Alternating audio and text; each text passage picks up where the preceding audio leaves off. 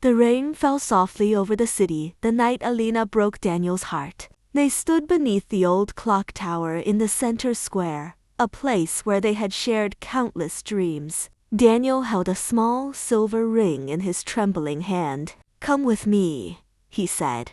"We'll build a life together. I don't care if I'm poor. I don't care how hard it gets." Elena looked into his hopeful eyes and felt a pain sharper than any blade. She loved him.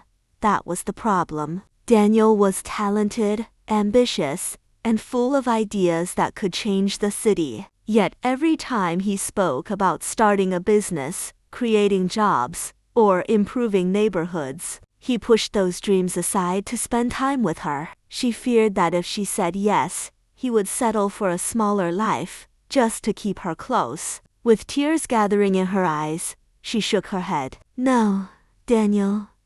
His smile vanished. "Why? Because we want different things."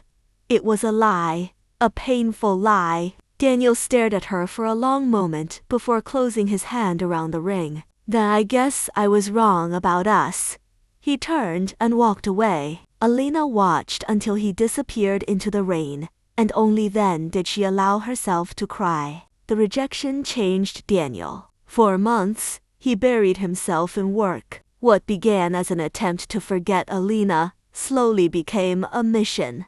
He started a small construction company with borrowed money and endless determination. Everyone told him he would fail. Banks rejected him. Investors laughed at him. Competitors tried to crush him. But every setback only made him work harder. 5 years passed. The company grew.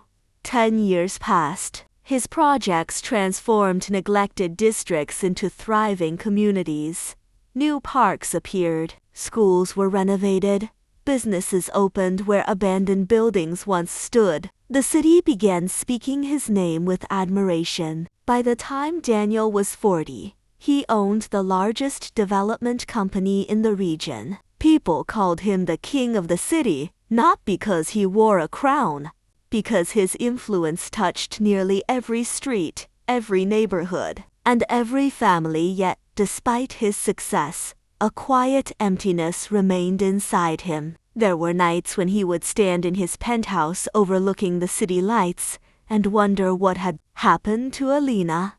One autumn evening, Daniel attended a charity event in the city museum. The ballroom was filled with politicians, entrepreneurs, and journalists. As he greeted guests, he suddenly froze. Across the room stood Elena. Time seemed to stop. She looked older, of course, but her eyes were exactly the same. She noticed him too. For a moment, neither moved. Then Daniel walked toward her. "Hello, Elena, hello, Danielina." Awkward silence followed. "You look well," she said. "So do you." He smiled slightly. "I hear you're the king of the city now." Daniel laughed. People like dramatic titles. They spoke politely at first, discussing work and life, but eventually the conversation drifted toward the past. "I never understood," Daniel admitted quietly. "Why did you reject me?" Elena lowered her gaze. For years she had rehearsed this moment. For years she had imagined what she would say.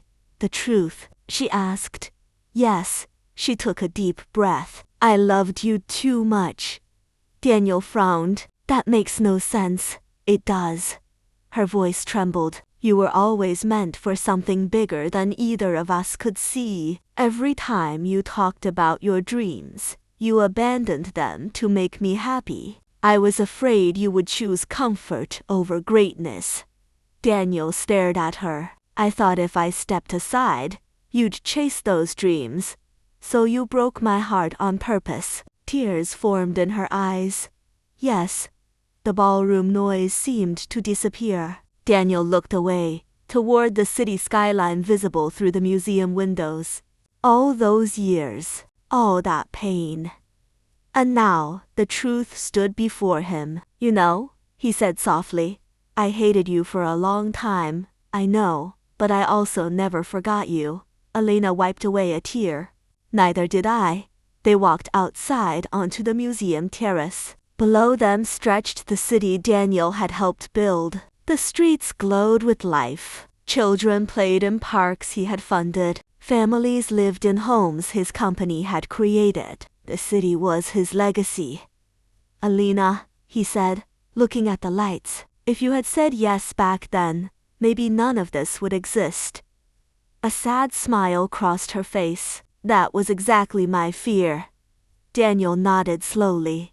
Then he turned toward her. Maybe you rejected me out of love. And maybe, she replied, you became the king of the city because your heart was broken. For the first time in years, they laughed together. And as they stood beneath the stars overlooking the city, both understood something important. Sometimes love does not hold on. Sometimes love lets go so that destiny can find its way.